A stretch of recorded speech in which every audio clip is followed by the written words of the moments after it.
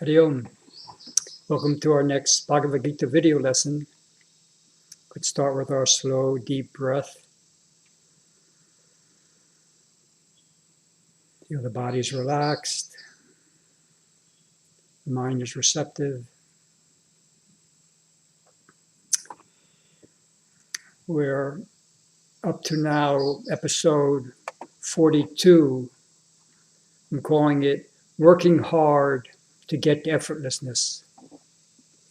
And we've arrived at the 15th verse of the second chapter.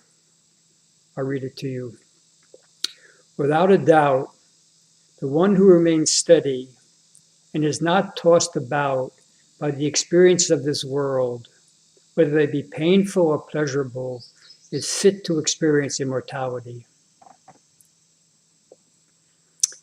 The last few weeks we were studying the 14th verse where Sri Krishna was talking about the importance of tatiksha, the endurance needed by a spiritual aspirant to keep the mind steady through the ups and downs of life as the pendulum swinging in each direction. In this verse, he takes us to a deeper level. He uses the word sama, which is the root of the word samadhi. Sama is the natural state of poise and equilibrium, whereas tatiksha, we need to effort, practice, use our willpower. With sama, it's natural, innate, spontaneous. But this natural poise of sama is the outcome of our working hard with tatiksha. To give a physical example, when we start our meditation practice, when we find it hard to sit up straight, the spine wants to round, the back begins to collapse.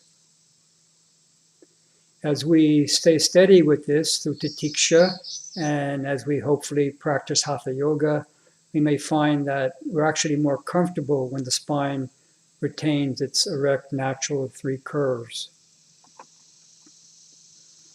Psychologically, we also tend to slump forward when we face a challenge and the difficulties of our life. We feel we're carrying the burdens of the world on our shoulders.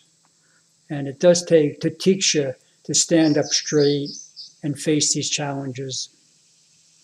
And as tatiksha matures, we may find that things that used to rub us the wrong way now begin to slide off our shoulders. And that's the sign of the dawning of sama.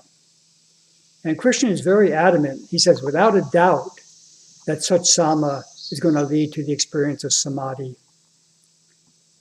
I'm going to quote Swami Shivananda now, the guru of our guru, Swami Satchidananda. The more you are able to identify yourself with the immortal, all-pervading self, the less you'll be affected by the pairs of opposites. We talked in the past about these dvandvas, these pairs of opposites. Let me read that again to you. The more you are able to identify yourself with the immortal, all-pervading self, the less you'll be affected by the pairs of opposites. So the homework assignment for this week is we can approach this attempt to experience this all-pervading immortal self through two different angles. One is, if a challenge comes up for you this coming week, I hope it's a small one, but we probably should plan on something coming up. Watch how your conditioning manifests a certain reaction. And see if, with the help of tatiksha, you can steady the mind and get a glimpse of the self that's beyond these samskaras, these conditioning. And the second approach is, when we meditate, feel that there's a me that's beyond my conditioned mind. And during the meditation practice, can I identify with that me that's beyond the body and mind, my true spiritual nature? And see if that has any impact as we go about our life and face uncomfortable situations. For myself, I see I need to approach spiritual life from both these ends. I need to do both these things sincerely. Thank you so much for joining. See you soon.